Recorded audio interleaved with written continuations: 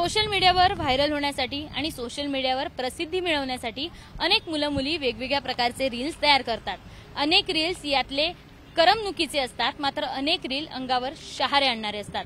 पुण्यातल्या पुणे-बँगलोर हायवेवरील नऱ्हे परिसरातून असाच एक व्हिडिओ समोर आला आणि तो व्हिडिओ सध्या सोशल मीडियावर प्रचंड व्हायरल होतोय।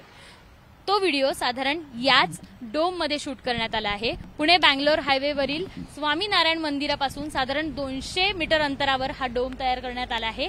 अत्यंत जुनी अशी ही इमारत आहे, टेकडीवर आहे ही इमारत। मागच्या टेकडीवरून अनेक जण जाऊन या इमारतीत जाऊन बसतात, त्यांचा संध्याकाळी हा सगळा व्ह्यू बघत असतात। मात्र याच टेकडीवर याच डोमवर हा व्हिडिओ शूट करण्यात आला आहे। या व्हिडिओत साधारण 4 ते 5 मुलं दिसतायत आणि एक मुलगी दिसती आहे।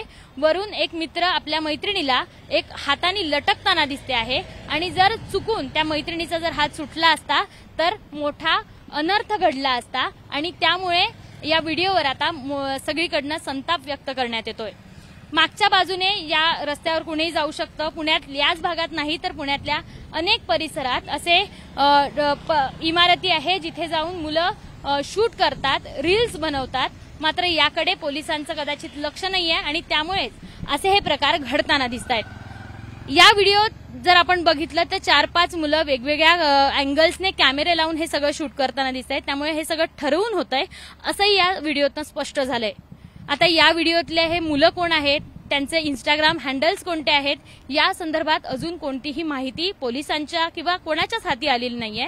मात्र पोलिसांनी यावर कठोर कारवाई करावी अशी मागणी सगळ्यांकडून केली जातेय आणि ही जबाबदारी आता पालकांची देखील आहे।